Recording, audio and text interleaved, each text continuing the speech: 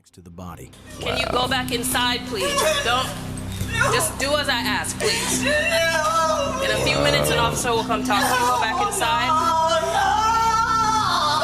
Jeez.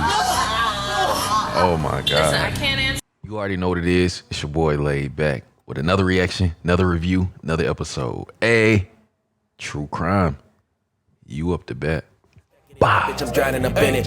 Most of you niggas is lazy. Half of you niggas fugazi. Yeah, I be spitting that crack shit, cause I was born in the 80s. It's your boy Laid Back. Welcome back to my channel. Two things we gotta do. You gotta hit that subscribe button. I'm drinking this water. You already know what it is, man. Think rich in 2026. Think rich in 2026. Make sure you hit the like button. Make sure you hit the notification bell. Stay up to date with all the videos. Don't forget to hit the like button, man. But we back with something different, man. We got some true crime craziness. We got mom finds out her teen daughter is a psycho killer. You make it to the end of this one, you a real one for real. Don't forget to share this with the last person you text in your phone, man. And I'm hearting every comment on this one, man. I'm going back old school. I'm hearting every comment on this one. So let's go ahead and get into it. Fire Squad, what's popping? Let's get it. Before we get back into the video, I want to tell you guys a quick and easy way that you can make money just by playing games on your phone. Free Cash is a program that helps games and apps to find new users. So how it works is the companies get paid just from you playing the games. But where Free Cash comes in is they take some of that money and they reroute it to you. Now, this is not a get rich quick scheme. You actually have to play the games to actually get the money. So you can either hit the link in my description or you can use a QR code on the screen. Super easy to sign up. All you need is an email and a password. If you use the link, they'll give you $5 immediately to your account, credited to your account by using the link. And it's super easy to withdraw. You can either withdraw through Bitcoin, PayPal, or bank transfer. Super easy. Most people is making like $10 to $20 a day. But if you got some time, you can really lock in. You can see that this game right here is paying $1,020 just to complete it. So it's games out there where you can make some money for real, but you got to lock in and put the time in though. So if you already use your phone to play games and stuff like that, let that phone actually make some money for you too. So make sure you hit that link in the description, hit the QR code, make some easy money, man. Shout out to the squad. Peace. Miramar Police Department. Yes. How you doing, ma'am? I'm waiting for my sister to go over there. What happened? What happened? I just here to speak to you over here for a second. Oh, Lord. Right now, there's an investigation, and I guess it's your daughter. Yeah, that's my Your daughter. daughter, her name came up, so we have to keep everybody out of apartment. Police arrived at the home of 17-year-old Christy Parisienne, where her mother was informed that Christy had become involved in a strange and violent incident. About an hour earlier, officers had discovered the body of an 18-year-old boy named Dwight Grant near a nearby apartment complex, brutally stabbed to death. Can you guys go back inside for me? Can you go back inside, please? Don't. Just do as I ask, please. Officers have been taken into custody in the murder of 18-year-old Dwight DJ Grant. After a body was found there. Local 10's Andrew Perez is live for this 18-year-old from Miramar High School, and instead, officers found a body. As new clues surfaced and the investigation continued, police uncovered a hidden conflict between Dwight and 3 of his classmates from Miramar High School. Now officers needed to track all 3 of them down as quickly as possible to figure out what had really happened, what each of their roles was, and more importantly, why. But what detectives were about to learn about how this murder happened, why it happened, and just how complicated it truly was, turned out to be far more shocking than anyone expected. You can't get away with nothing! There's cameras everywhere. Oh man, this sounds crazy. Everything started on a Sunday evening. On October 17th in Broward County, Florida, a nurse named Malene Emile noticed something was very wrong. Her 18-year-old son, Dwight Grant, who most of his friends called DJ, hadn't come home that day. DJ wasn't the kind of kid who disappeared without saying anything. He was responsible, focused on school, and always kept his family informed. His sudden silence was completely out of character. This was the beginning of a terrifying mystery for his family. No matter how hard they tried, no one could get in touch with DJ. He wasn't answering calls, he wasn't with any of his friends, and no one had seen him. By Monday morning, the worry exploded. DJ didn't show up to any of his classes, something that never happened. His teachers noticed immediately, his friends noticed, and his family knew something was seriously wrong. His family and friends checked every place he might have gone, called every person he might have been with, drove through neighborhoods, handed out flyers. Jeez. Nothing. Police even went to the high school, hoping someone there might know where he'd gone. Officers spoke to students one by one. At this point, even the smallest detail could be the clue they needed. Anxiety and depression, so like he would check. He has anxiety? No, I have Okay, anxiety. so he would check on you. Yeah. Do you know the girl that he's talking to? Wow. Trying to talk to? No, No, does he have a girlfriend? not to my knowledge, no. No? Okay. All right. So you haven't seen him? What's up, man? No, everything good? Okay. Okay, so you haven't spoken to him since... What was that about? Is this his behavior? Like, does he do it? He's a good kid? He's a good kid. He doesn't drink. He doesn't smoke. He goes out. He has a plan. He goes out with his friends. He calls literally all of us all the time to let us know, like, what's up, how you are. Okay. All right. To everyone who knew him, DJ was quiet, calm, and spent most of his free time gaming. He wasn't the type to get into fights, he didn't cause trouble, and he had zero history of reckless behavior. Nothing in his past suggested he'd ever disappear or end up involved in something dangerous. The search for DJ continued through Tuesday of that same week. I can't even imagine what this mom is going through right now in her head. Her son, who's always as class, always a part of activities, always keeping her updated, completely goes missing. Didn't show up to school. Nobody seen him. Nobody seen him in the neighborhood. None of the friends or none of that. The search for DJ continued through Tuesday of that same week. Then, around 2 p.m., while officers were canvassing the area near Sherman Circle North, a quiet neighborhood in Miramar before all this, they made the worst discovery imaginable. Hidden in the bushes beside an apartment building, police found the body of a young man. Jeez, outside. Let me step back. A dead body outside just... The body was found just outside the apartment building where DJ lived. All that time, What? he had been there, right near his own home. What? But he was right there by the house the whole time? Oh, shit. The body was found just outside the apartment building where DJ lived. All that time, he had been there, right near his own home. Wow. Wow. Officers were led to the body by scattered bloodstains on the sidewalk. From an initial examination, the body had 2 fatal stab wounds, one to the neck and one to the chest. A knife was also found nearby, hidden in the bushes next to the body. Can you go back inside, please? Don't.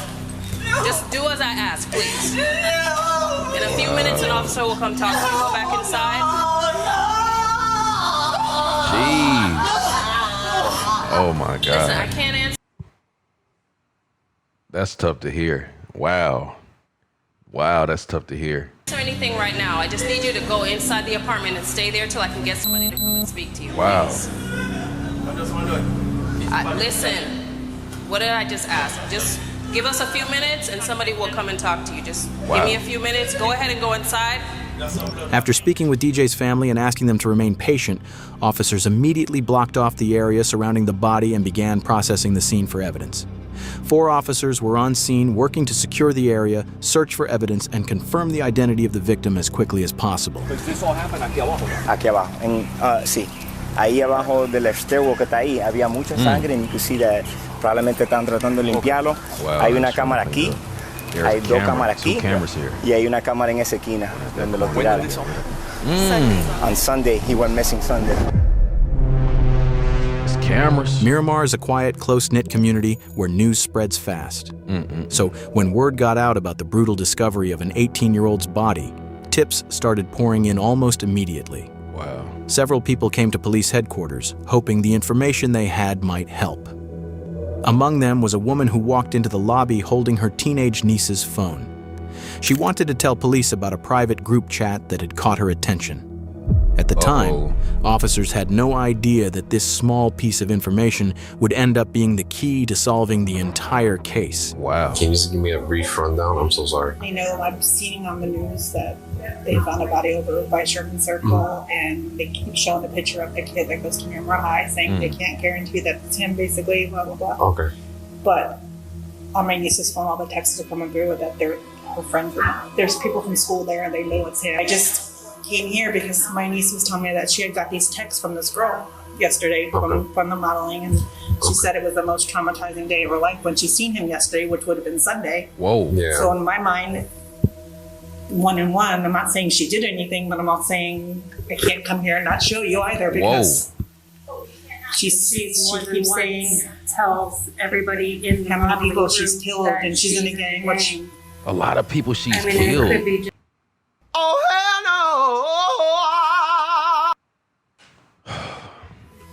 I mean, it could be just to be, you know, look cool or to be tough. Look cool. But you never know. It's like, you And know, the same thing, I don't want the text messages here. I don't want them To to just- show my nieces.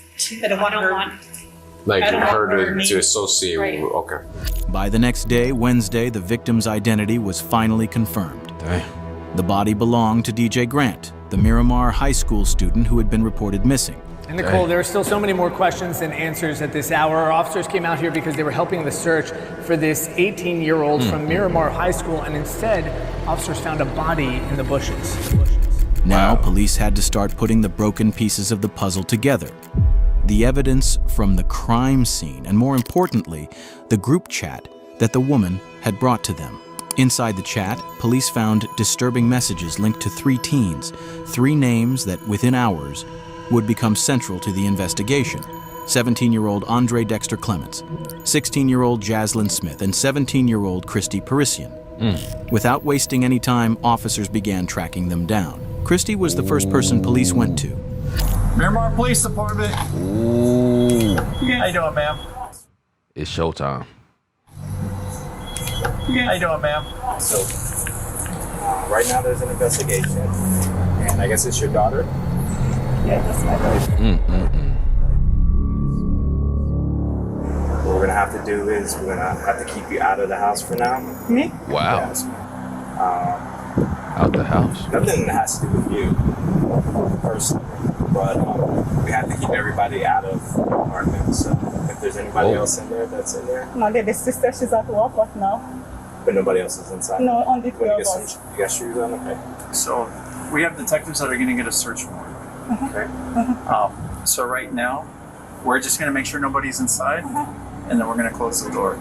And then we're going to wait for the warrant to get here. And When then, I can come back. And who? When I can come back, no? As soon as you're done with the search warrant, then Today, go back no? in. Can I take my phone to call my sister? Is okay? Take my phone? My phone is right there. Can I call her? Because I'm waiting on her to go. Well, right now at this point, we already gave you, notice that nobody can go back inside. Wow. Can you take my phone for me? This is right there. By the way, it's right there. You see my phone right there? we really got to follow protocol. At this point, officers didn't have a warrant, so they wouldn't allow Christy's mother to go inside the house. She waited outside with them until another law enforcement member arrived with a warrant. While they were waiting, she told them that earlier that day, Christy had left her a voice message about the murder. Because of that, they changed course and retrieved the phone so the message could be played.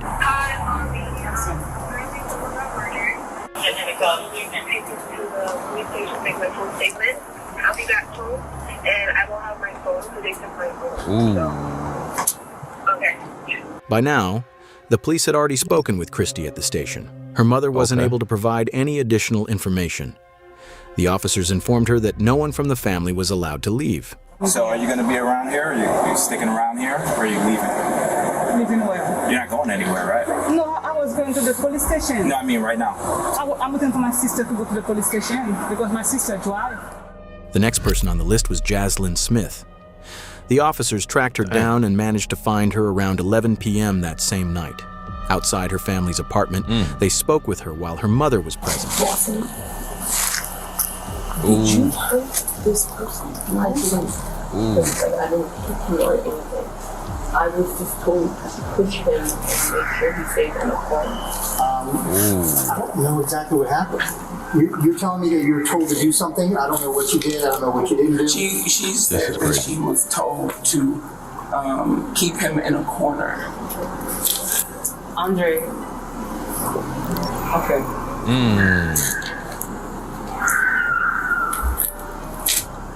Uh-oh, it's getting real. Andre told me that somebody had pissed him off, that somebody was messing with somebody else's girl. Oh my God. They had to do it. Not over a girl. Not over a girl. Oh, please don't let it. Oh my God. It's small. With somebody that was messing with somebody else's girl or something.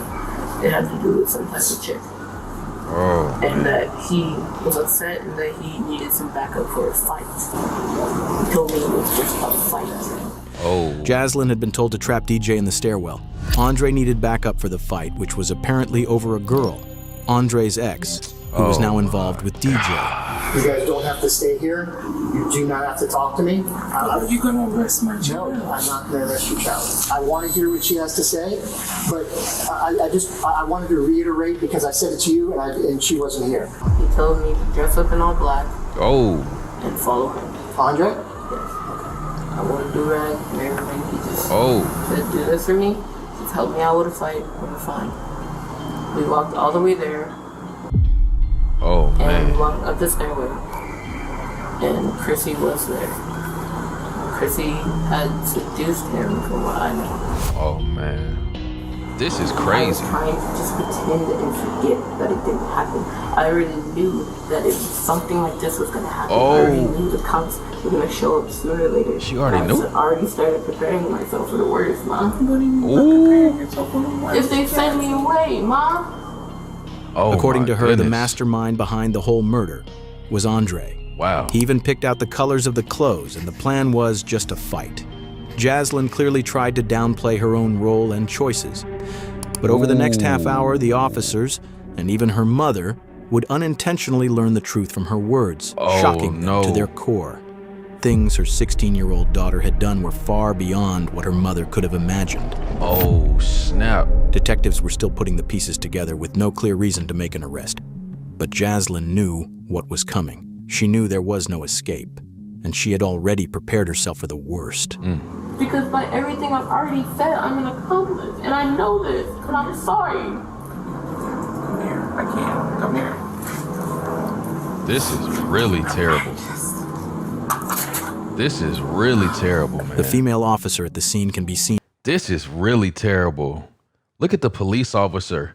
Look at him looking down like he's even feeling it. Look. Look. Jeez. The female officer at the scene can be seen briefly laughing when Smith lets out a sigh. But there's nothing funny about what's happening. A teenager has been killed, and Jaslyn has just admitted her role in what happened. She's now given police a motive. Andre had found himself in the middle of a high school love triangle between DJ and his ex-girlfriend. That's when the dark thoughts started, and the plan began to take shape. A plan that would need help. Before Sunday, before any of this began, Andre had reached out to her. He told her about the planned fight and the help he needed. Now sitting in a police car beside her mother, the officer asks Jaslyn to walk them through everything, step by step, starting from that moment. So I'd like for you to kind of tell me, step by step, on how everything occurred, you know? Before Sunday, before he came over, Who's here? Andre. Andre's from school also? Yes. Before he ever came over, he told me Friday, I believe it was Friday, that he had a situation that he needed to deal with, and he was wondering if I could help him out with a fight. Me knowing that I used to fight in elementary and used to be a bad kid-ish outside of school, I'd agreed because he's a good friend of mine and like it's just a fight. He had said he was going to be coming over at around 6. He came over at least 6:45, close to 7 o'clock. Okay. And he had proceeded to tell me the whole scenario of, we're gonna get dressed in all black. You're gonna wear clothes that you don't care about. You're gonna wear gloves. You're gonna wear do-rag. What? I know the whole layout of the building. Andre already knew that Jaslyn had a reputation for fighting when she was younger. That was exactly why he chose her. He even picked out what Jaslyn should wear, telling her to wear gloves and protect her hair. Gloves? Jaslyn's account helps clarify the days leading up to the murder, but one thing stands out. She repeatedly tries to downplay her role, presenting... I was finna say, she keeps saying it was just for a fight. It was just for a fight. They about to tell us what it was really for. Murder, but one thing stands out. She repeatedly tries to downplay her role, presenting herself as someone who was merely influenced rather than involved. A claim that within minutes would be completely undermined by a small slip she made. We had gotten dressed, we had prepared. My mom had gotten home. We had told her that we were going to go on a walk. He was explaining to me that the person that me and him were going to fight with, because he was going to seduce, had messed with a girl that he knew and had, essentially from what I know. Oh. And on the way there, he's telling me exactly where we're going to walk, exactly how we're going to walk, exactly what we're gonna do, and we're gonna wait for a signal. What? And I was like, okay, it's just a fight. But immediately when we got in there, we had walked over to where the staircase was, the stairwell was, while even telling me to move this way to avoid a camera. Oh, snap. So we had walked up the stairs while Chrissy stayed downstairs and made a call. Me and him were upstairs. He's just talking to me. We're relaxed. We're chill. And then he got a signal from Chrissy to walk downstairs. Jeez. And he had a weapon with him. Oh. He told me to hold the weapon. We had gloves on at this time still. We had walked downstairs. He had approached the boy, and Chrissy had moved back and walked down the stairs for him. Did you know this boy or no? When the boy tried to make a run with it, run for it after Andre. So they approach him. DJ said, I'm out. I'm gone. You know what I'm saying? Like, I'm not staying here. I'm out. She just said he tried to make a run for it. He wasn't even trying to get into what was going on. He was trying to be free. Approached him and was like, yeah, we have a problem. He has me standing behind. Chrissy looked at me and he made a run for it. And I'm like, okay, weapons just for intimidation. I'm gonna put this down. I ran and I helped Andre to tackle him and put him onto the ground. Jaslyn uses the word weapon. Even though she's detailed and specific in almost every other part of her story, she keeps this part vague. We already know DJ was found with 2 stab wounds, so whatever the weapon was, it clearly wasn't a gun. Right. What that weapon actually was, and why Jaslyn avoided naming it, becomes clear later in the interview. It's her knife? And it's something that will shock you. It's her knife? What? Andre asked for the weapon after explaining to him that he was going to kill the other boy. He had asked for the weapon, and I just handed it to him because I'm like, I don't know about this, but I'm like, okay, maybe you're joking, because me and Andre are playful. We like to mess around, and we do like play fight, and we're just very like a sibling type of relationship. But this time, nothing felt like a joke. The weapon he used, the level of planning involved, his behavior, and the sheer intensity of the violence he unleashed all point to the same conclusion. This was a planned killing, not a spontaneous act. Wow. He proceeded to take out a small weapon and attempt to stab. And he was showing, and I was just like, okay, I didn't see it because I'm holding his legs. So I'm in a position where I'm holding both of his legs and I'm wrapped around his under torso, and I just feel poking right here. Jaslyn claims she didn't know Andre's full plan, but she did admit that she helped, holding DJ down even after the stabbing began. As disturbing as that is, Jaslyn never stopped or showed regret during the attack, not when DJ was begging for help. Wow. Not even as he was slipping in and out of consciousness after being stabbed. And then he had another smaller weapon, and he took that out, and he stabbed him right here. Jeez. Also, the boy was just like, you're gonna kill me.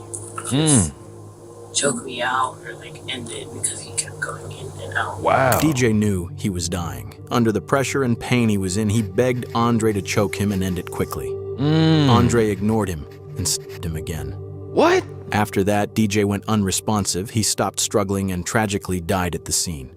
In Jaslyn's version of events, she says she was told to do what she was assigned without asking questions. As the confrontation escalated, she says she didn't fight back because she was terrified of what might happen. Throughout her account, she places nearly all the blame on Andre. Where that is explanation mostly holds up until Jaslyn slips up. In the middle of her story, she mentions a detail that seriously undermines her claim that she didn't know this was a murder plan, and instead places her right at the center of it. Ooh. Prior to this, he had told me that this was the first person he had ever killed. What? Prior to this, he had told you that? When we were at the house, we were just talking about the whole plan. Talking about what was going to happen, but he never told me that he was going to kill somebody until at this time. What? This is the first person. I'll leave it here. I'll ask Chrissy. I'm gonna leave. That single detail changes everything. It shows that Jaslyn knew about the murder plan long before it happened. Now her story starts to crack. It directly contradicts her earlier claim that she had no idea this was meant to be a killing. At this point, it's clear she was far more involved in both the planning and the decision than she had admitted. Damn. That's when the officer shifts the focus and asks about the weapon used in the attack. I'm assuming it's a knife then that he had? There's a knife and there's a longer sword. A longer what? Sword. A sword. Bruh, a sword? Oh, hell no!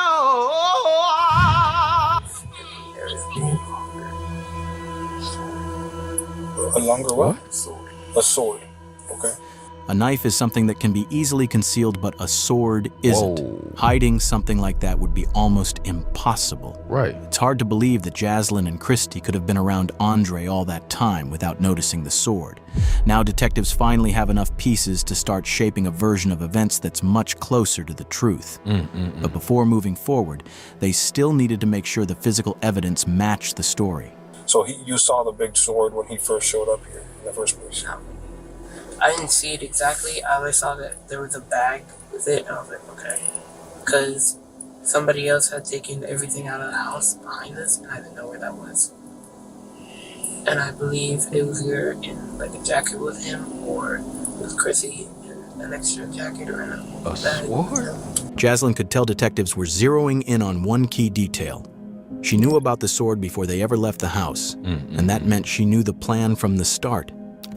She tried to distance herself from it, saying that when they left, Andre grabbed a small knife and a larger sword, but she claimed she didn't actually see the sword at first and assumed it was already in the bag. Detectives weren't convinced.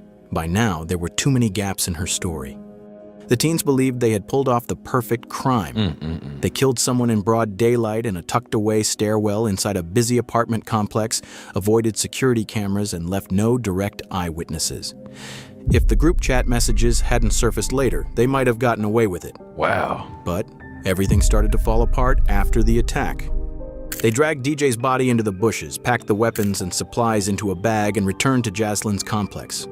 There, they made a serious mistake. In an open, grassy area, clearly visible from nearby apartments, they started a fire and burned the bloody clothes using gasoline. As they sat there, shaken, but still hoping they were in the clear, a security guard spotted them. In that moment, the cover-up ended, and he wasn't the only one watching. Another resident had seen them too and later told police exactly what she saw. The two girls, they were just standing there, but they weren't moving much. The chubby girl, she was just like moving back and forth, but like standing in the same spot but moving a little bit. And then the guy was moving around the fire, just throwing more gasoline. I didn't see their face, but I saw their body shape. And seeing them on the photos, you could picture them, especially the chubby girl. You could feel the traumatization from them, and you could feel like they were scared, but you could also feel like they had that energy of the way of thinking like he deserved it. Like you could notice that. Wow. Security camera footage from the apartment complex backed up much of Jaslyn's story. The cameras showed the three teens dressed entirely in black as they approached the stairwell where DJ was attacked. One camera even captured DJ Grant's final moments. Another showed the teens dragging his body toward the bushes exactly as described. But as detectives reviewed everything more closely, cracks began to appear. Parts of Jaslyn's version didn't fully line up. Police seized the teens' phones and went through their messages. It didn't take long to find something that directly contradicted Jaslyn's claim that this was only meant to be a fight. One message revealed the true mindset behind the plan. Wow. Dwight DJ Grant was killed back in October, and for months now, the 3 teens that are accused in his case have been kept in jail. All the evidence was clear. Within days, police moved in on all 3 suspects. Jaslyn Smith, Christy Parisian, and Andre Clements were all arrested. Each of them was charged as an adult. All 3 were charged with tampering with evidence and conspiracy to commit murder. Christy and Jaslyn were each charged with second-degree murder. Both eventually pleaded guilty and were sentenced to 25 years in prison, followed by an additional 10 years of probation. Andre Clements, who was 17 at the time, was considered the mastermind behind the crime and the one who delivered the fatal sword strike that killed DJ. Jeez. He faced the most serious charge, first-degree premeditated murder. On February 18th, 2025, Andre Clements, now 20 years old, also pleaded guilty. He was sentenced to 40 years in prison, followed by lifetime probation. Jeez. Honest person would be there for you in a second, in a heartbeat. Wow. All right, guys, that was a tough one. That was mom finds out her teen daughter is a psycho killer. Crazy. Crazy. All over a girl? Dudes be crashing out bad over females. Dudes be crashing out historically since the beginning over women. Be careful out there. Be careful out there. Be careful out there, man. You made it this far. You a real one for real, man. Hey, until next time, self-love and positivity. Fire Squad, I got you and you know it.